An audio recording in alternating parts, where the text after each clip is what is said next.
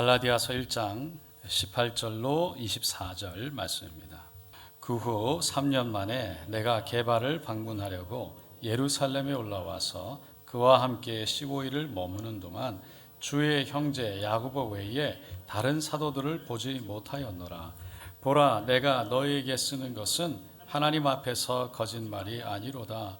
그 후에 내가 수리아와 길리기아 지방에 그리스도 안에 있는 유대 교회들이 나를 얼굴로는 알지 못하고 다만 우리를 박해하던 자가 전에 멸하려던 그 믿음을 지금 전한다함을 듣고 나로 말미암아 하나님께 영광을 돌리니라. 아멘.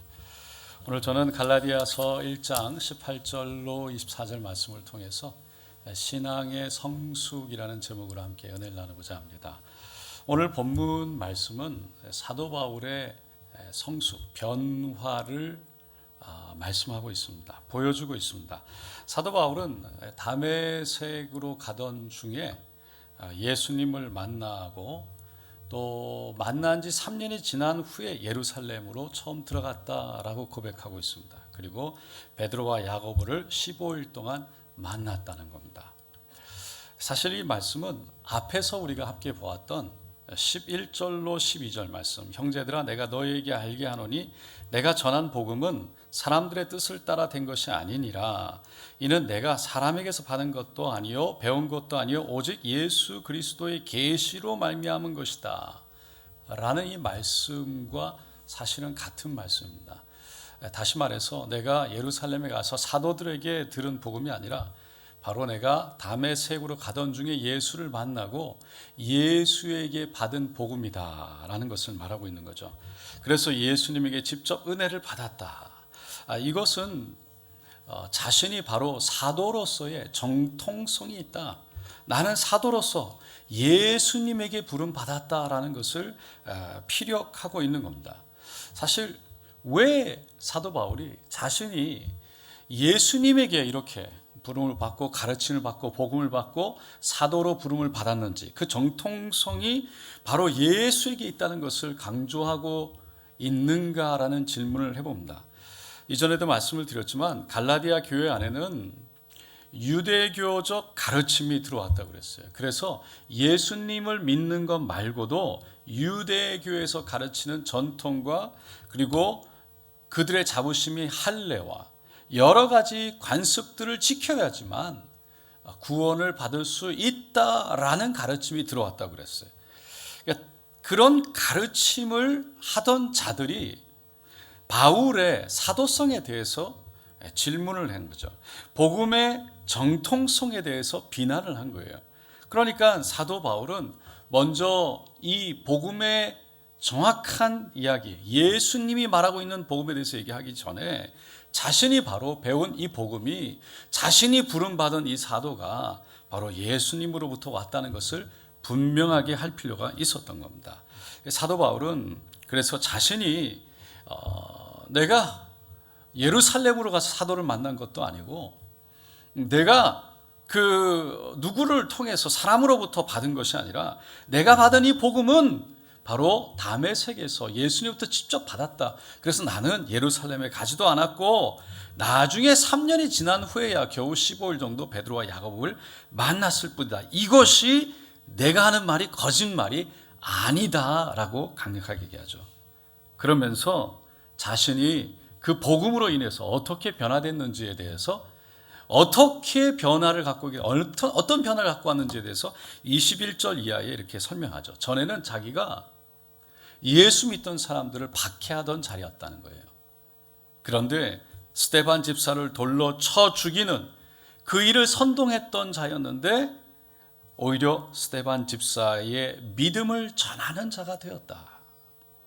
자신을 인해서 그래서 하나님께 영광 돌리게 되었다 라고 고백하는 겁니다.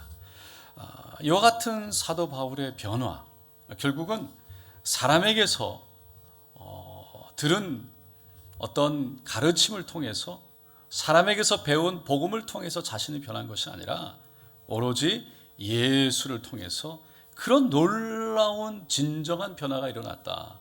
그래서 사도로 부름받은 것이 그리고 나에게 임한 복음이 예수로부터 왔다는 것이 분명하다는 것을 보여주고 있죠.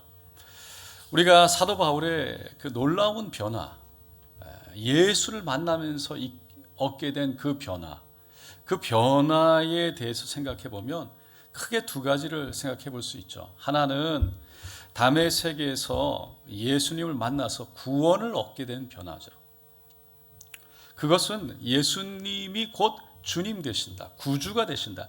바로 구약에서 말씀하시는 그리스도, 이스라엘 민족 유대인들이 기다려온 구주, 그리스도 되신다는 것을 바로 인정하는 것입니다. 그 인정함은 그냥 예수가 곧 그리스도, 하나님의 아들, 곧 하나님 되심을 인정하는 것을 뛰어넘어서 바로 자신의 삶의 주인 되신다는 것을 고백하는 것이죠. 그래서 사도 바울이 구원을 얻고 예수를 구주로, 그리스도로 인정하면서 예수가 곧 자신의 인생의 주인 되신다는 것을 확신하고 따라가기 시작하는 거죠. 그러면서 이루어지는 것이 두 번째 변화가 바로 성장과 성숙의 변화인 거죠. 그 성장과 성숙의 변화라는 것은 다른 것이 아니라 바로 하늘의 삶을 쫓아가는 것이고 예수님을 닮아가는 삶입니다. 이와 같은 성장을 중요하게 여겼던 사도 바울이요, 베드로후서 3장 18절에 이렇게 얘기했죠. 오직 우리 주 곧 구주 예수 그리스도의 은혜와 그를 아는 지식에서 자라가라라고 말합니다. 그리스도를 아는 지식에서 자라가는 것이 곧 성장이고 성숙이다라는 거죠. 에베소 4장 13절에서도 우리가 다 하나님의 아들을 믿는 것과 아는 일에 하나가 되어 온전한 사람을 이루어 그리스도의 장성한 분량이 충만한 데까지 이르라, 자랄 것을 말하고 있는 거죠. 그래서 그리스도의 장성한 분량, 그것은 다른 것이 아니라 그분을 아는 것과 그분을 믿는 일에 대해서 예수에 대한 것입니다. 고린도전서 13장 11절에 내가 어렸을 때는 말하는 것이 어린아이와 같고 깨닫는 것이 어린아이와 같고 생각하는 것이 어린아이와 같다가 장성한 사람이 되어서는 어린아이의 일을 버렸노라 라고 말합니다. 사도 바울은요, 성숙과 성장의 삶을 살아가기 위해서 어린아이의 일을 버렸다, 옛것을 버렸다. 우리의 삶 속에 성장과 성숙이 있기 위해서는 버려야 될 것이 있고 얻어야 할 것이 있다는 것을 이 세 말씀을 통해서 사실은 우리에게 주고 있는 것입니다. 사도 바울의 삶을 통해서 우리가 사도 바울이 그럼 버린 것은 무엇인가 생각해 보게 되죠. 먼저 버린 것은 바로 유대주의였어요.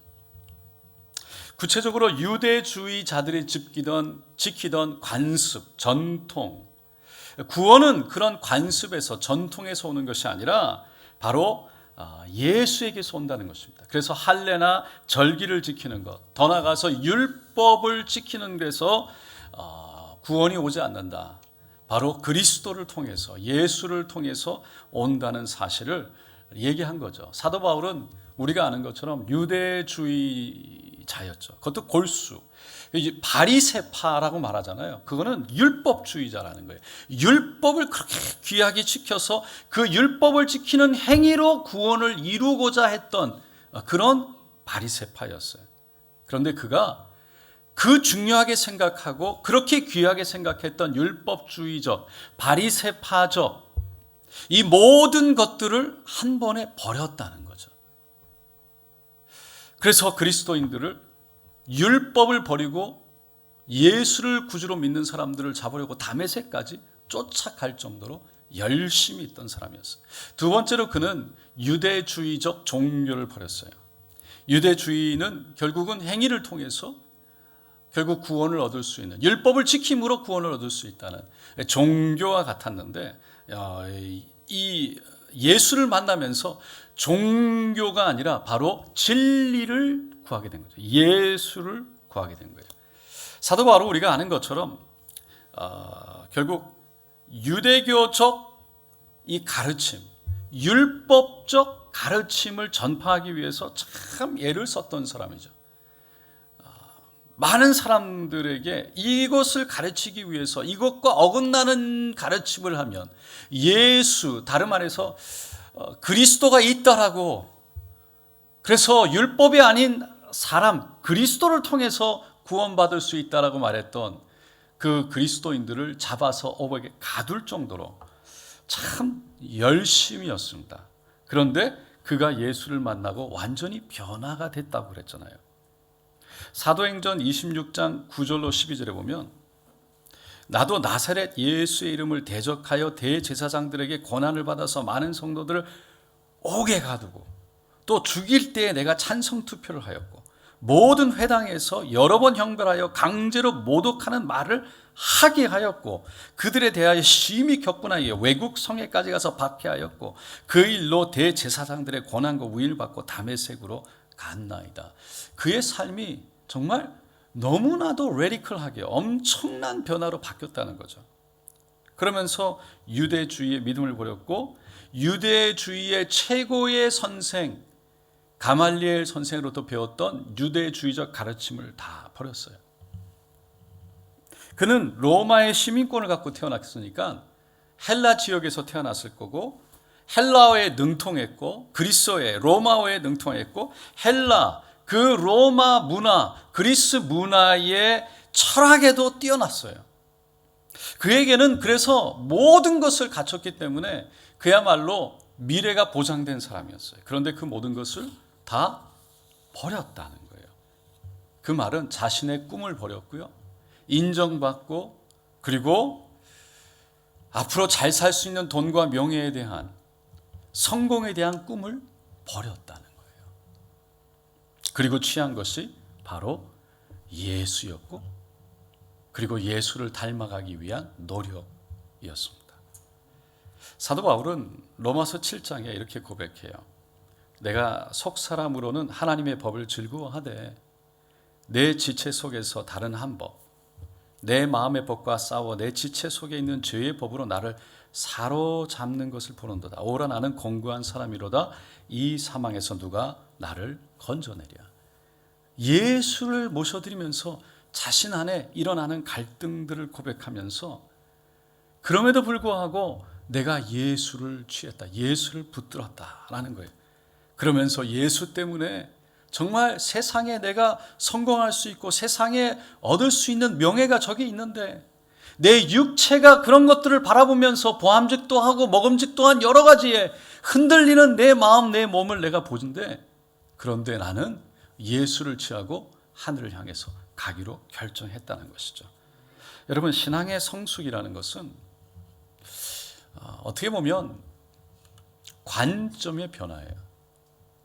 다시 말해서 예전에 생각하고 있던 좋았던 것, 예전에 생각하고 있던 가치 있던 것을 내려놓고 이제는 그것이 가치 없는 관점으로 보이고 새로운 관점, 내가 옛날에는 가치 없게 보고 아주 별로 생각하지 않았던 것들이 귀하게 보이는 가치로 바뀌게 되었다는 거예요.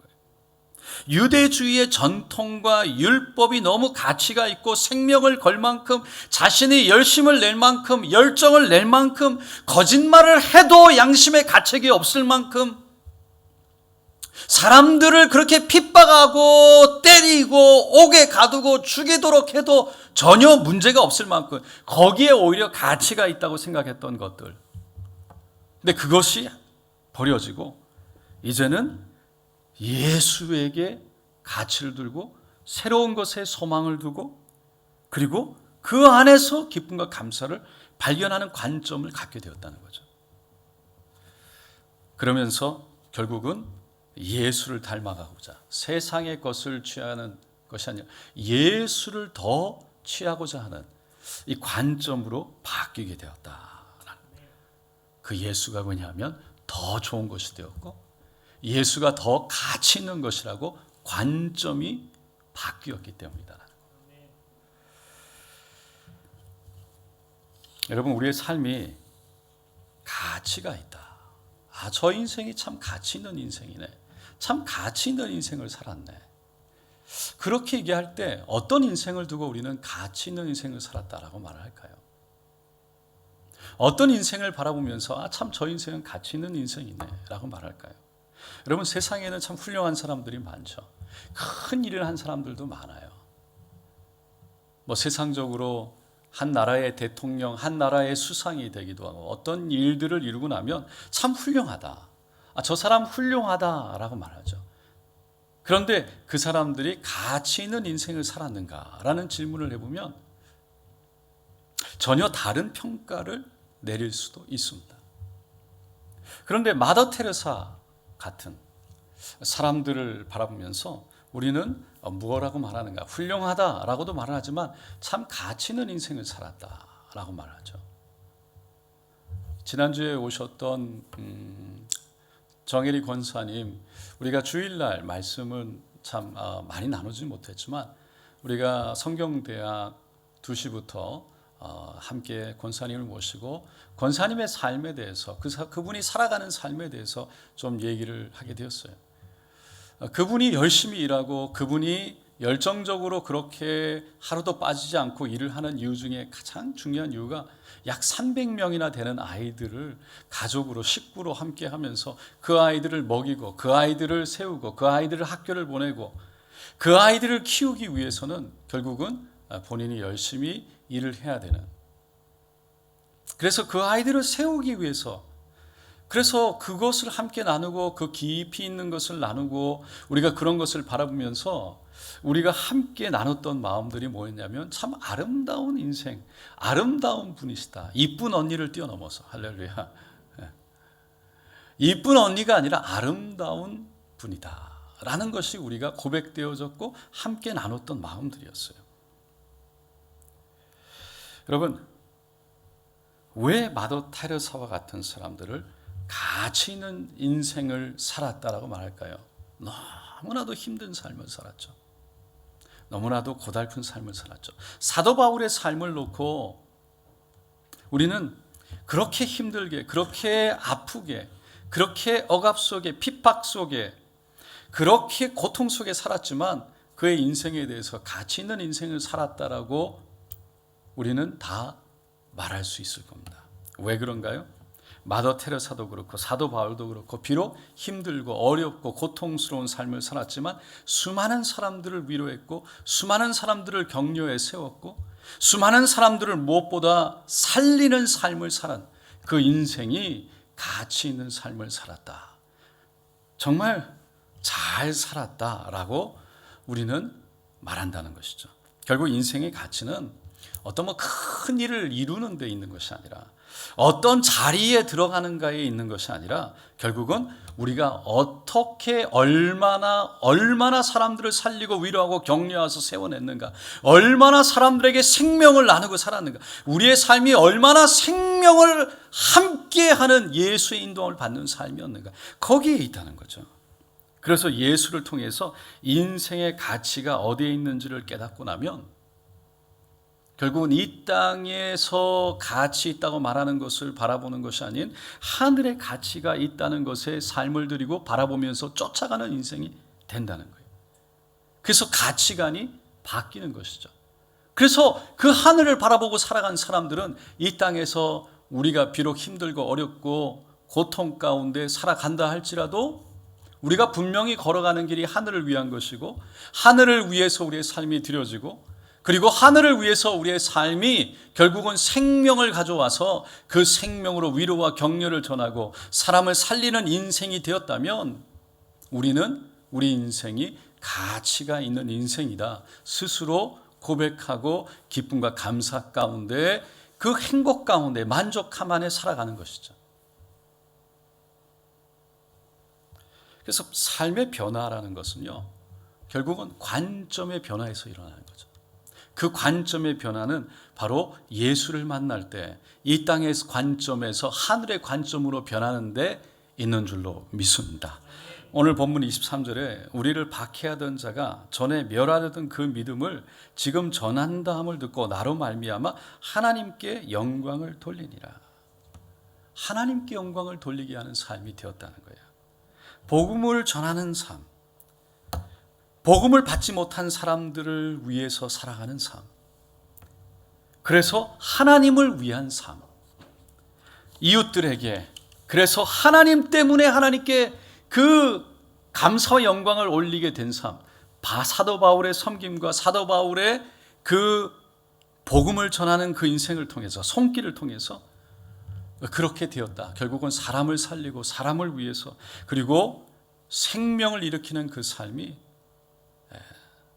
가치 있는 인생이었다. 아무리 힘들고 어렵더라도, 때로는 알아주지 않는다 할지라도, 십자가 때문에 핍박받고 어려움을 받는다 할지라도 결국 하나님이 아시기에 하나님 앞에 가치 있는 인생이 우리는 되어졌다는 것을 믿고 그 믿음으로 살아가는 줄로 믿습니다. 신앙 성숙이라는 것은 그 가치를 발견한 것이고, 그래서 그 가치를 향해서 나아가는 거죠. 그것이 바로 진정한 변화요, 그리고 하늘의 소망을 둔 삶인 것입니다. 이 바이밍양이라는 사람이 쓴 깨달은 순간에 이루어진다는 책에 보면, 여러분들이 이 이야기는 아마 들어보셨을 거예요. 어느 초등학생이 병원에서 검사를 받았는데 암이 걸렸다는 진단을 받게 되죠.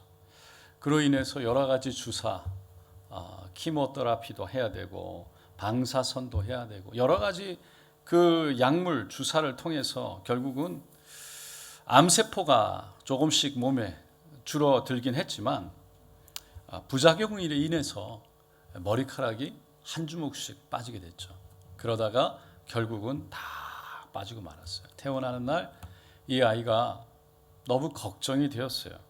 자신이 머리가 없고 다 빠진 것 때문에 반 아이 친구들이 약 올리고 손가락질하고 비웃을 거에 대한 두려움이 있었던 거죠. 근데 학교를 가지 않을 수는 없으니까 그 교실 문에 들어갔는데 이 아이가 놀라고 말았어요. 모든 아이들이 머리를 다 삭발하고 있는 거예요. 선생님까지. 여러분, 그 아이는 그 반에 들어가서 그 아이들이 환영하고 축복하고 기뻐해 주는 그 모습 속에 눈물을 흘린 거죠. 여러분, 성숙이라는 것이 어떻게 보면 그 한 아이를 위해서 머리를 깎는다? 좀 유치한 것 같고, 뭐 그렇게까지 할 필요가 있나라는 생각도 들지만, 그것이 곧 진정한 성숙이라는 거예요. 그 한 아이의 친구의 마음이 상할까 봐 함께 그 마음을 몰아서 위로해주는 성숙. 그 아이를, 친구를 생각하고 그 친구를 정말 격려하고 일으켜줘서 같이, 다 이해할 수는 없지만 같이 하겠다는 그 마음, 그것이 곧 예수 안에 바로 성숙이다라는 거죠. 진정한 성숙은 결국은 자기에게 있는 것이 아니라 자기의 것을 내려놓는 것을 우리는 성숙이다라고 말한다. 그래서 예수를 만난 사람들이 바로 자기 것을 내려놓고 예수를 위해 살아가는 것이 예수 안에서 성숙이요 성장이다라고 말하는 것입니다. 뉴욕시 이스트 34번가에 4번지에 가면 신체장애자 의료협회 회관이 있습니다. 거기에 응접실에 보면 청동판으로 어느 무명의 남군 병사가 쓴 고통받는 사람을 위한 시가 적혀 있답니다. 그러니까 Civil War라고 미군의 그 북군과 남군이 전쟁이 일어났었죠. 그때 남군의 한 무명의 병사가 쓴 시인데 제목이 고통받는 사람들을 위한 시예요. 제가 읽어드리겠습니다. 나는 모든 일에 성공할 수 있도록 나를 강하게 만들어 달라고 하나님께 기도했다. 그러나 하나님은 겸허함을 배우도록 나를 약하게 만드셨다. 나는 많은 일을 할 수 있도록 건강을 달라고 간구했다. 그러나 더 가치 있는 일을 할 수 있도록 하나님은 나에게 허약함을 선물로 주셨다. 나는 행복할 수 있도록 부유함을 주시기를 원했다. 그러나 하나님은 지혜를 가질 수 있도록 나에게 가난함을 주셨다. 나는 사람들의 찬사를 받을 수 있도록 힘을 달라고 부탁했다. 그러나 그분의 필요성을 느끼도록 하나님께서 나에게 열등함을 주셨다. 나는 행복한 삶을 누릴 수 있도록 모든 것을 갖게 해달라고 기도했다.